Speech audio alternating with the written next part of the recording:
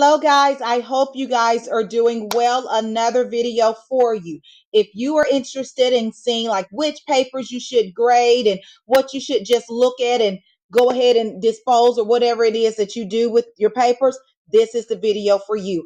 Please feel free to go ahead and subscribe down below so you'll be able to get all of the papers that I send out, okay? So today we're going to talk about graded papers. Now, as teachers, we have a ton of papers that come across our desk that we need to A, just look for completion and accuracy, or B, possibly take grades on, okay? So, we're going to talk about all of that today. Now, I'm going to tell you, I try to at least take one grade for each subject in reading or the math, science, or social studies, depending on what we're focusing on. And again, I do teach first grade, so we kind of flop the subjects with the science and social studies that I take for a grade. Now, with that being said, numerous papers come on my desk that I look at for completion that reinforces the skills that I am teaching. Okay.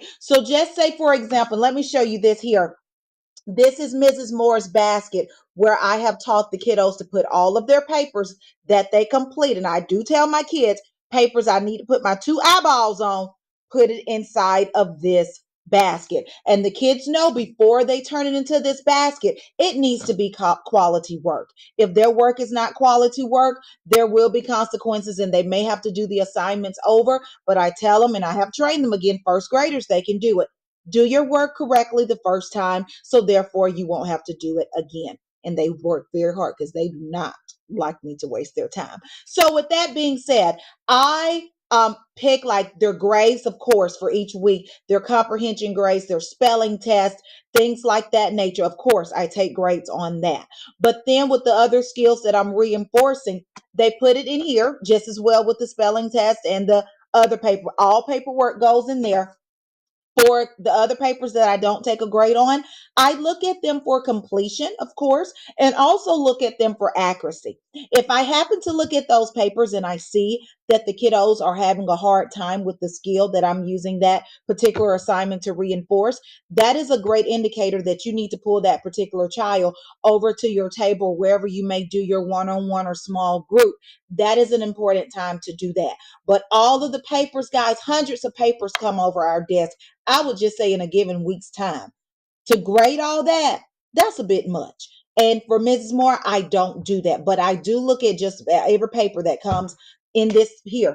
I look at it to see what needs to be done because the goal is for Mrs. Moore, and hopefully you have that goal as well, to work smarter and not harder. So again, I pick at least one grade for each subject to actually take a grade on. Other papers, I look at it for completion and for accuracy. Okay. Some of those papers, I get the kiddos to put a check mark on it once I looked at it, and they'll put it in their little star folder. And I've talked about that before on a previous video.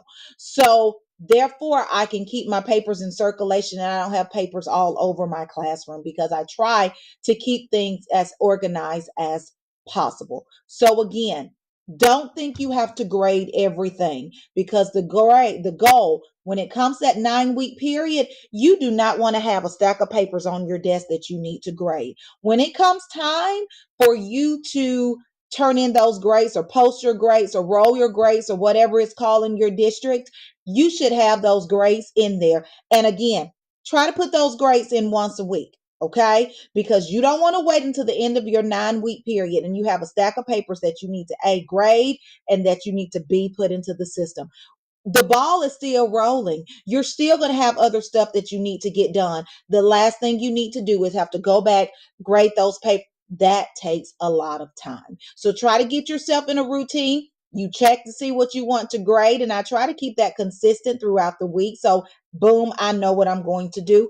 Grade them, go ahead and put it in the system, and move on. My goal each week by Friday, all of my grades are in for that week. So that following week, I'm starting afresh with the new grading, with the new looking for accuracy, all that stuff, because it's going to keep going. You go know as teachers, it never stops. So That's what I have for you today. If you have any questions or if you need for me to go a little bit more in depth, email is down below.